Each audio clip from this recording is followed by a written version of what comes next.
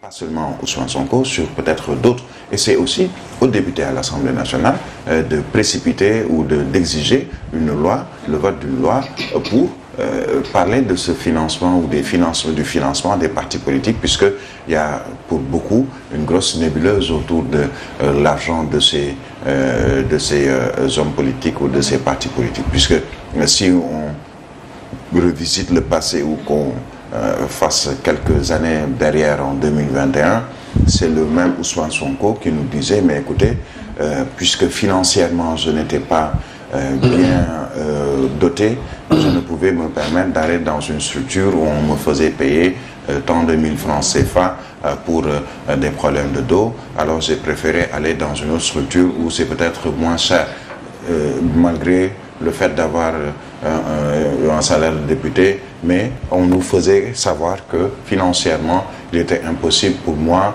malade, de pouvoir suivre un traitement de longue durée dans une structure de santé, puisque les services étant peut-être trop onéreux pour moi.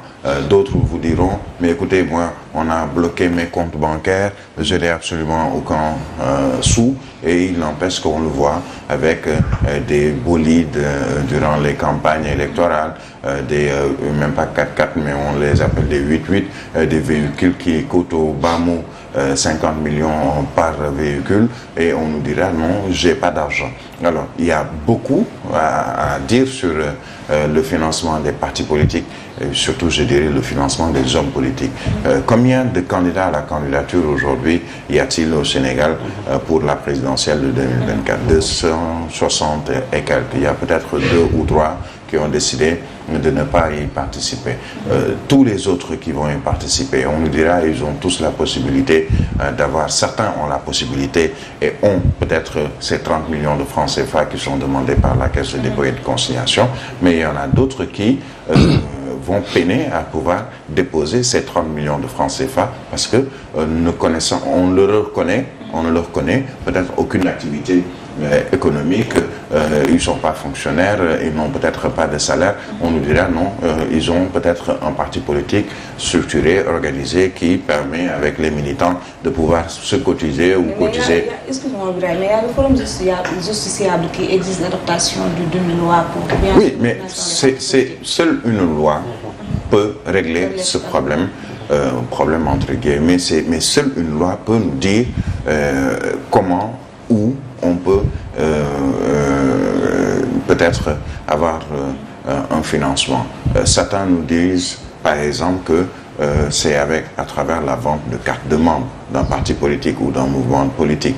Certains nous diront on a des activités connexes à celles politiques puisque certains de nos membres sont des chefs d'entreprise et il y a une cotisation. Peut-être on a même vu, par exemple, concernant l'élection et le siège de l'APR, on nous a annoncé que les membres de l'APR, les députés, les ministres, entre autres, ont cotisé à hauteur de 1 million et quelques, un peu plus, pour pouvoir participer à la construction de ce siège de l'APR et même à l'achat du terrain, entre autres.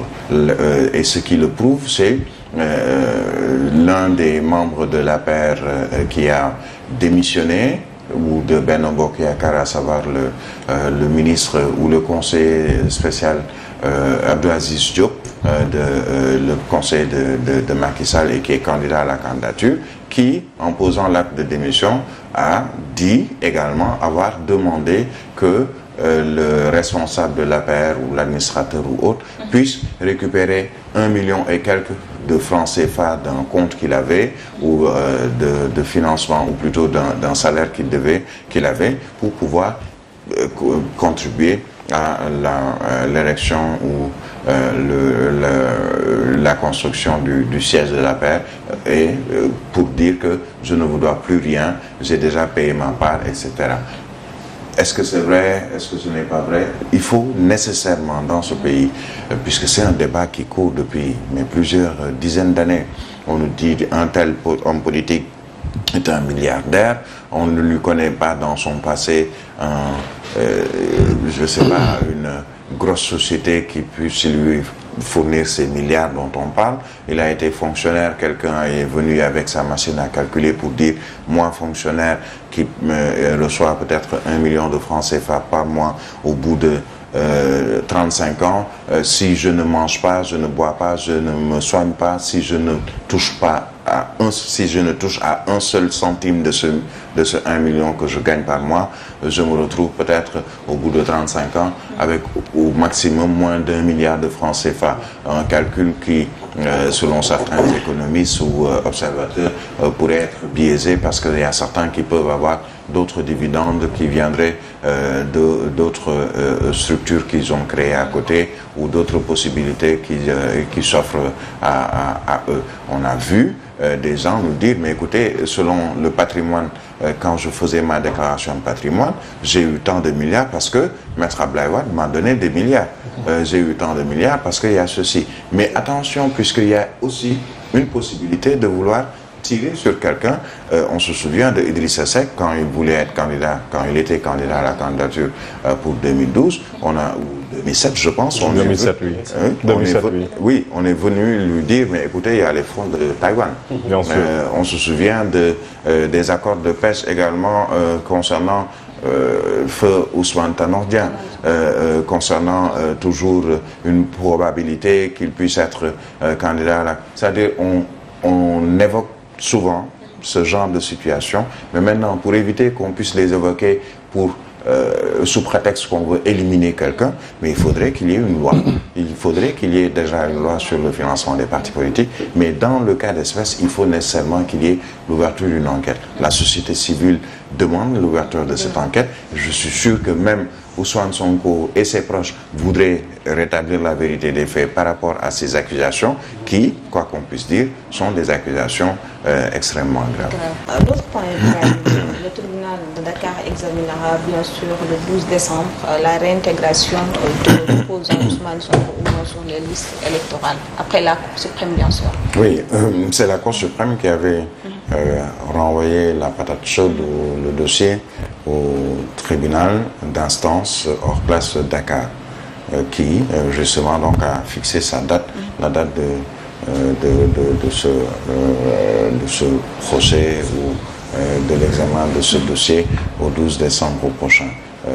C'est une partie ou une manche pour Ousmane Sonko, ses avocats, qui vont, comme il l'avait fait au niveau du tribunal d'instance de Ziguinchor, plaider pour sa réintégration.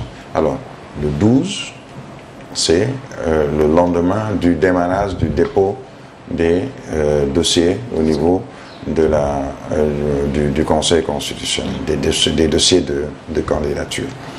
Il y a un journal qui s'est posé la question, est-ce qu'il aura, si par exemple le tribunal d'instance hors classe de Dakar donne un verdict en faveur de Ousmane Sonko pour sa réintégration sur les listes électorales, à ce moment, ce sera peut-être pour son mandataire de retourner à la direction générale des élections pour pouvoir bénéficier des fiches de parrainage.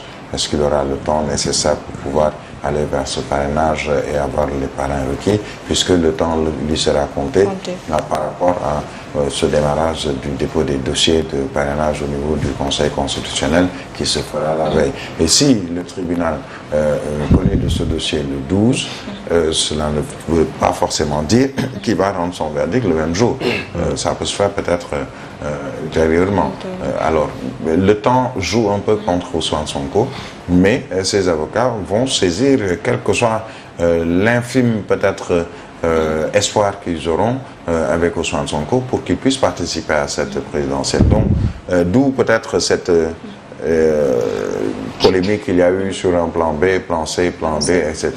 Ce qui est sûr, c'est qu'il fallait parer au plus pressé pour Ousmane Sonko et ses proches pour dire, écoutez, si jamais tout ce qu'on est en train de faire au plan judiciaire n'aboutit pas, il faut qu'on ait quelqu'un à côté qui puisse au moins représenter le projet passé, comme il l'appelle. Maintenant, raison pour laquelle on a Bassirou Diomaye Faye qui est à côté, qui a peut-être bouclé ses parrainages et qui ira, lui, avec son son mandataire ira peut-être, puisque lui il est encore en prison, bon, même si il y a cette présomption d'innocence, mais son mandataire ira déposer le dossier au niveau du Conseil constitutionnel en attendant. Si Ousmane Sonko passe, tant mieux.